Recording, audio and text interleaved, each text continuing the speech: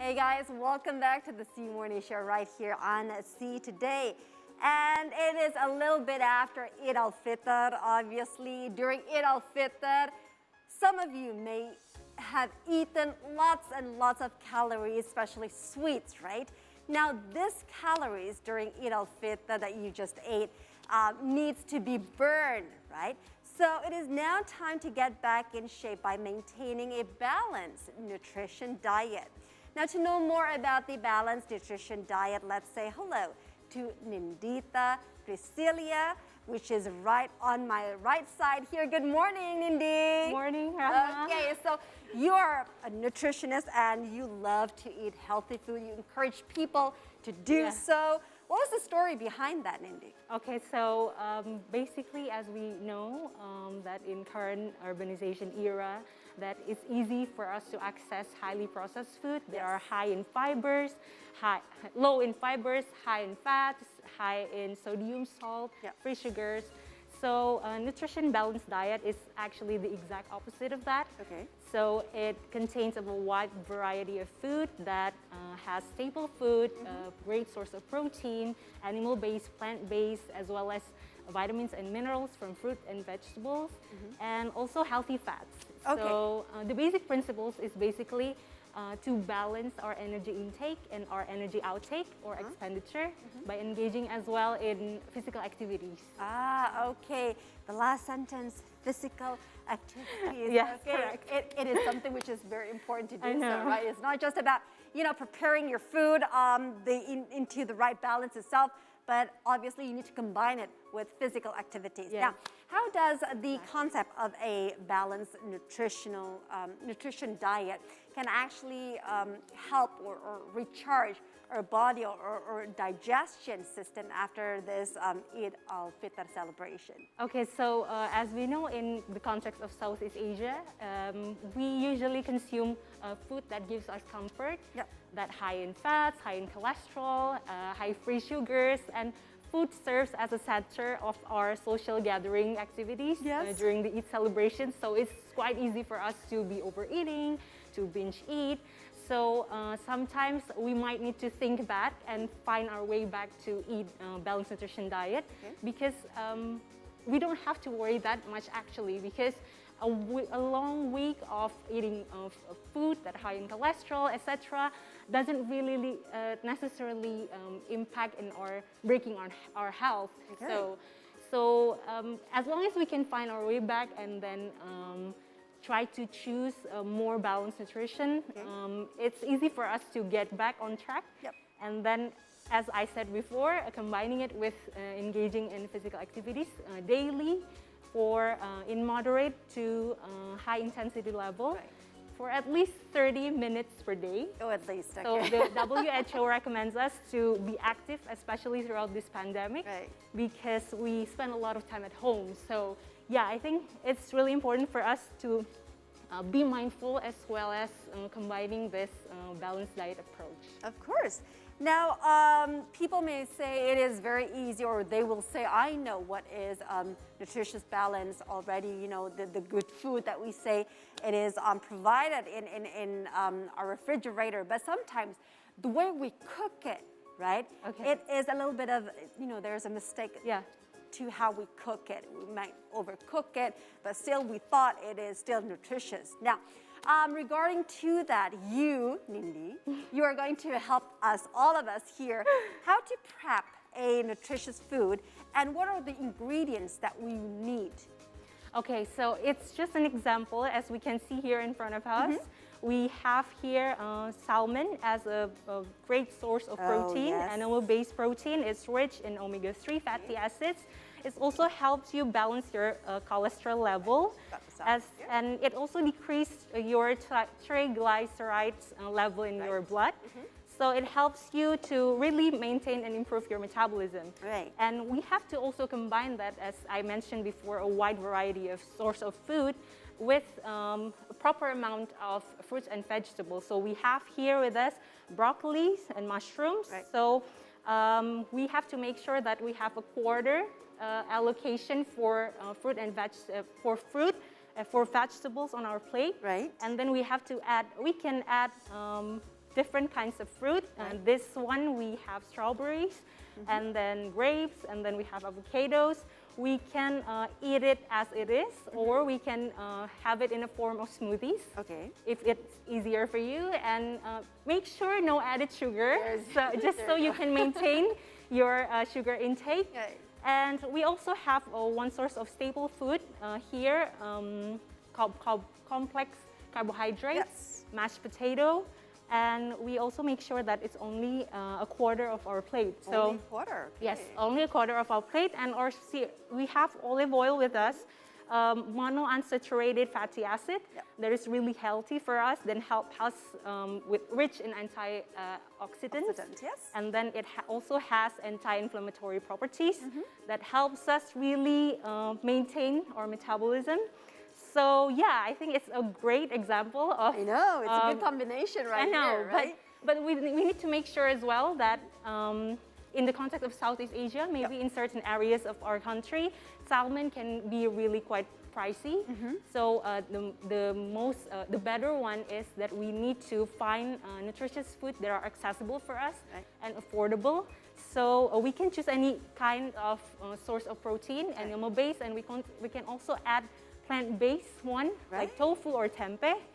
But then we need to make sure to choose another source of nutrients just so we can fulfill the requirements of macronutrient and micronutrient on a daily basis. So it needs to be balanced as Yes, well. it needs to be balanced. Before we go further on, I was just about to ask about this, the salmon. So how many amount of salmon should we take for daily, maybe per person? Obviously, women and also men, we have different calories, right? Yes.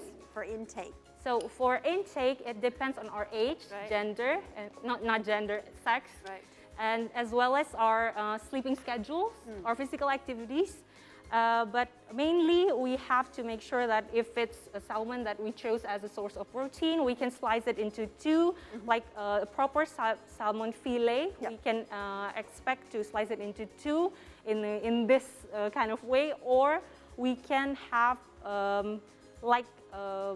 we need to make sure that it's only a moderate slice of salmon.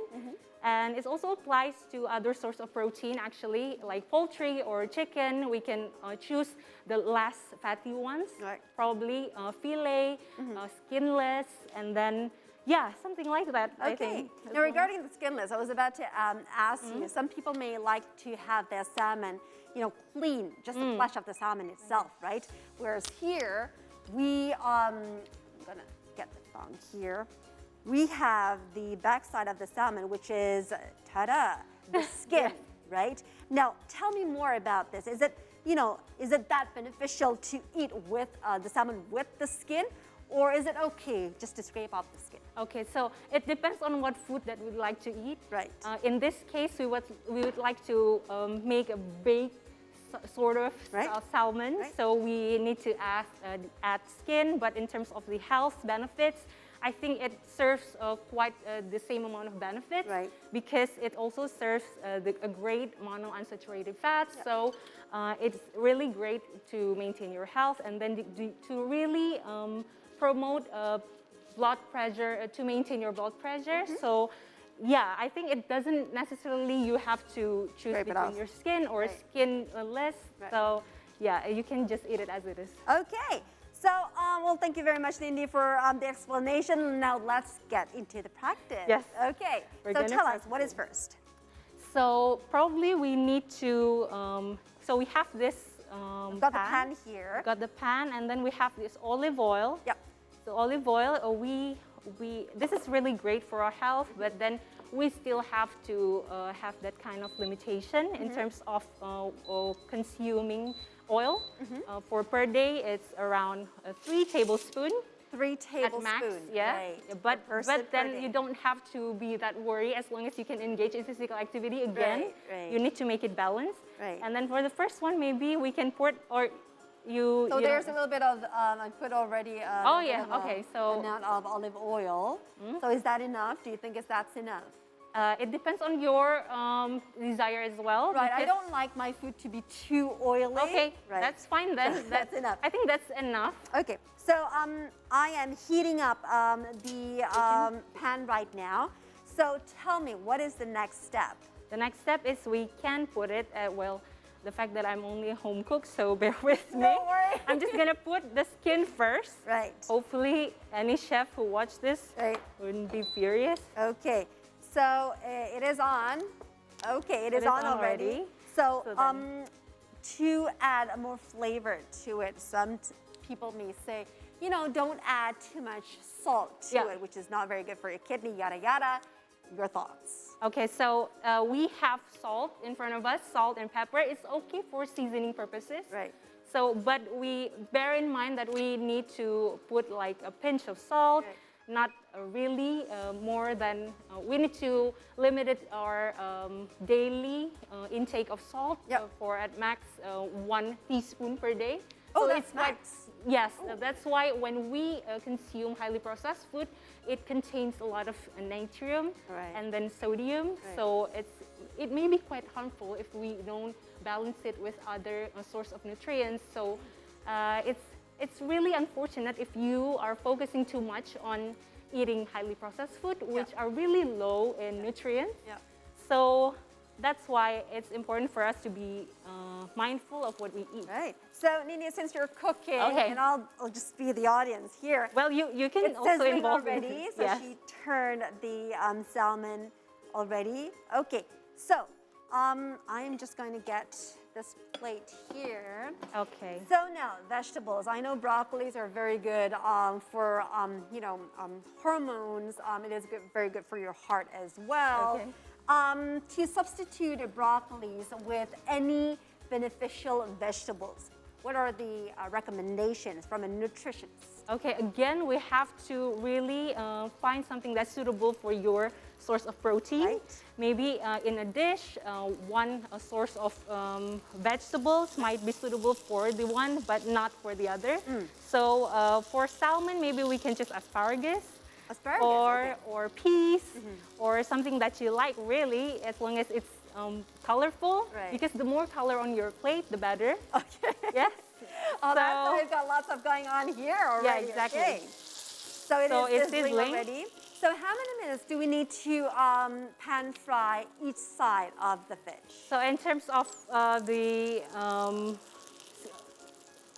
putting on the sear pan cooking, it's really important for us to make sure that at least 30 seconds. Or in terms, because we choose salmon as our source of protein, we don't really need to think too much about how high is the temperature, because we can just eat salmon as it is. But then if you want to make a baked one or a seared pan one, maybe around 30-40 seconds. 40 seconds. Yes, but it depends on the heat of your stove. Okay, so we're using, you know, electric stove here. Some of you may know that it will need requires more time to be heated up, right? So it is sizzling already. It smells great here, but you haven't added anything for tasting, right? No sugar? Yes, not yet. But not yet. Because we usually add onion, but we don't have it here. Right. And we can also add a pinch of salt. Right. I don't know if that's enough salt in it. There you go. Oh, just a little bit. Just a little bit. Okay. We don't need too much of seasoning. And then we've got salt already. We've got pepper here. This is the pepper. Okay. There you go. Pepper. Pepper already. There it goes. Pepper. That's it, really. That's it. There you go. That's it, really. Pepper. You don't have to worry too much. And then you can also add lemon. Lemon as the side dish. Right. Or you can pinch it right after. Okay. And yeah, that's probably it. Okay. Now, regarding to this, you know, staple food of ours. Staple food. Nasi, right? Which is rice, obviously. Yes, white rice. Not just here in Indonesia. Some of you, like in Singapore, maybe, or in Thailand, you know, Malaysia. Food. Malaysia, obviously. Rice is everything. But anyway, now we have the mashed potato here. Now, some of us, when we want to use or cook this mashed potato, we add more, not liquid, but we add more milk to it. Okay. We add more cream to it. What's the do's and don'ts? Okay, make sure that you don't add too much cheese. In some countries, they like to put on cheese in mashed potatoes. But it's okay if you would like to put some cream, because again, we have a balanced nutrition. As much as we want to focus on a balanced nutrition diet, we can also focus more in increasing our intake in terms of fruit and vegetables, because there's a tendency for people to eat less and less than daily requirements. So that, we don't have to really worry about what we eat as a staple food. But if you have certain medical condition like diabetes, or diabetes, you have to choose a lower glycemic index source of staple food. So complex carbohydrates, really great in catering to that. And then for mashed potatoes, you can easily cook it and mash the potato. And then you don't really have to add cream, but that many people would like to add some cream. Maybe you can limit it into 2 tablespoons. 2 tablespoons. Or 1 tablespoon. Okay. Like just to give a little bit, just a kick for the mashed potato itself. Yes. Okay. Now, you are making this like very easy. It's just you just pan fry the salmon and then voila. Okay.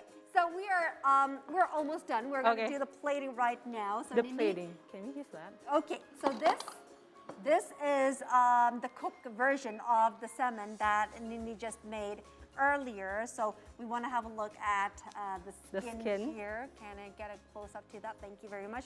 It is beautiful brownish here in this area, right? So if we turn it, it's beautiful brownish in the middle as well. So the consistency is just right. So is this one, but we had not drained it yet, right? Still oily. So we're gonna put this salmon here. In terms of plating, maybe we can show the skin. Of course. Yes. Now you can do the plating, and I will be the audience, and afterwards I will eat it. Sure. So in a plate, it is encouraged for us to make sure that our fruit and vegetables are half of our plate. Right. So we can try to put it over here.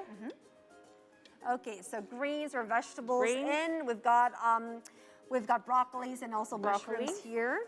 And then we have strawberries and then grapes. Right. It's also an optional for you. It's also an option for you to separate it into other plates. But then you can put it in one plate just to make sure that it's a half of your plate. Right. Okay. Okay. So we have here our fruit and vegetables. So imagine it's this many. So many people are having less consumption from their daily requirements. So if I am to use a spoon, so it's going to give a good idea to others. Okay. So that would be like what, 2-3 spoons?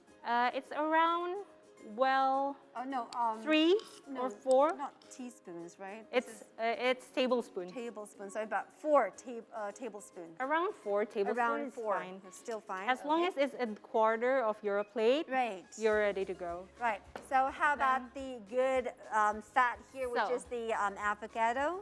Okay, we have avocado here. We can, if it's too much for you after eating your full meal, you can also take a quick break and then wait until around 20 to 30 minutes or even eat it on a snack time, during snack time. Because it's a great source of healthy fats, but then you already have a source of healthy fatty fat from your olive oil.